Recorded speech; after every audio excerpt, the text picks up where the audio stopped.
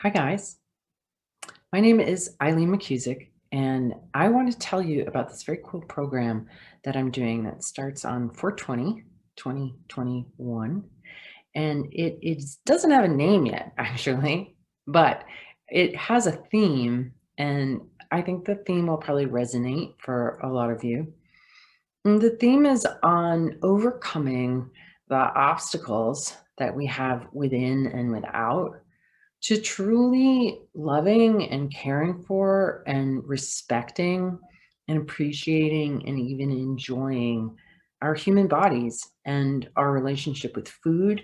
In fact, our relationships in general, right? Our relationship with ourself is really primary. And it's how we treat ourselves and how we what happens inside tends to happen on the outside. And so this is going to be a 7-week program. I'm doing it in partnership with the Shift Network. Some of you may have seen me in other courses I've done with them. And it is going to work on a number of things. You know, the fact of the matter is that it's not easy to develop a healthy relationship with yourself, especially in the world right now. And there's a lot of reasons for this. There's a lot of reasons for this. I've spent the last 33 years working on this specifically. Like, how can I have a healthy, happy relationship with my human body and and food? You know, these are really key things. And how can I move that from a relationship of pain to a relationship of pleasure? And that's what I've learned how to do over many years, untying a lot of knots that are complex. You know, if this is something that you've been struggling with and you haven't been successful with, I'll tell you that it's a very complex issue that affects us on a lot of different levels.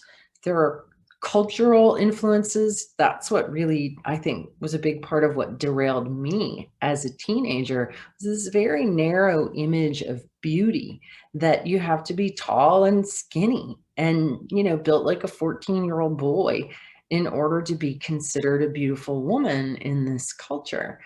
And I am medium size and have big bones. And even though when I was a teenager, I was 5'6" and weighed 130 pounds, which is exactly what I am right now, I thought that I was fat. I thought that I had to look like Kate Moss. I thought that I had to be 115 pounds.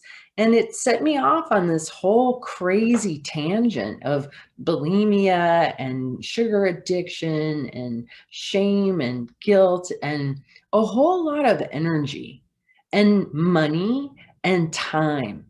And it was really all a waste of time and energy and money, quite frankly. It's all just a big tempest in a teapot of dysfunctional drama. And I would have been way better off putting my energy and time and money into other places. And I think that's the case with so many of us, that we all have gifts. We have things to give and things to receive and things to enjoy and share in life. And if we're stuck in our own private hell of self-loathing, at least one of our body parts, we're not maximizing our potential as human beings. When you finally get to a place, when you enter into a healthy, happy, contented, harmonious relationship with food in your body, when it's no longer an issue when you look in the mirror or you button your pants or you sit down and eat whatever, when that's all joy and ease and comfort, you liberate so much bandwidth to do other things, to show up in the world in other ways. And I'll tell you what, like, all the stuff that's in your way, all of your obstacles are actually stepping stones. They're hidden potential, just waiting to be unblocked, reconsidered, and integrated into your experience of yourself and your life in new ways.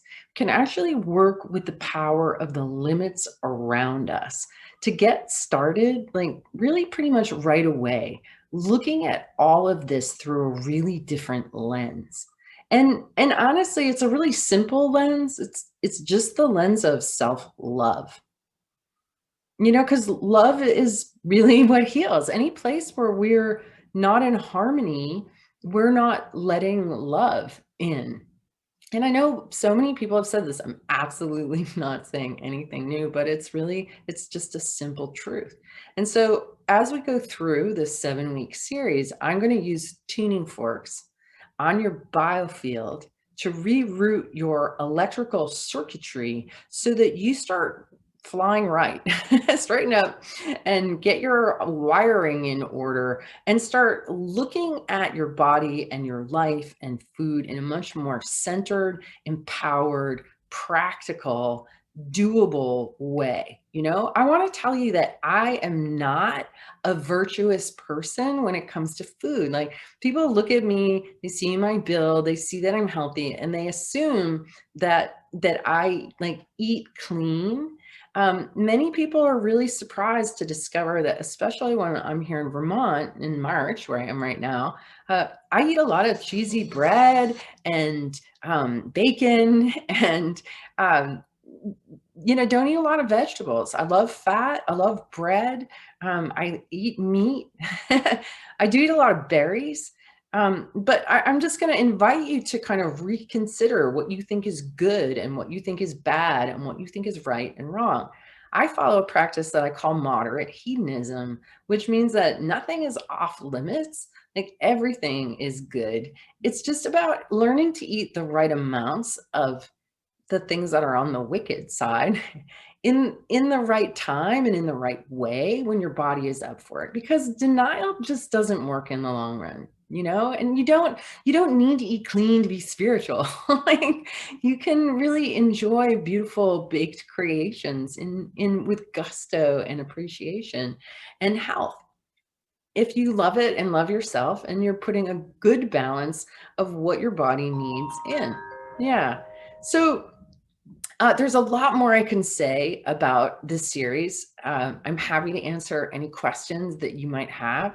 But basically, what we're going to do is we're going to go systematically through the body, and we're going to deal with difficult things like guilt and shame, frustration and disappointment, self-hatred, self-loathing, those kind of difficult subjects. The whole idea of being stuck, just getting, a big part of this is just doing this.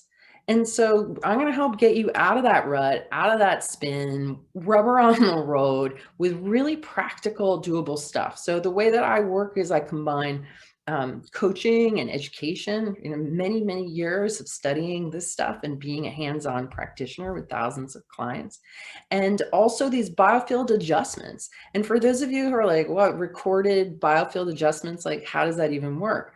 Well, we all know that sound has the power to move us, right? And you can listen to a recording of music that was made decades ago. You weren't there when it happened, but immediately you feel the spirit of that music and it starts to move you, right? I listened to the live Grateful Dead recording the other day. As soon as it came on, the sound quality really wasn't very good, but the spirit of the music captured me and my energy immediately. So that's what will happen. These are pre-recorded. They're not live. But if you allow yourself to experience them, you will feel your spirit captured by the sound and actually very technically and scientifically modulated into a state of greater flow and balance and harmony. And we all could certainly use more of that. So I hope it works for you to join me on this. I'm going to put a link in below so that you know where to go and learn more.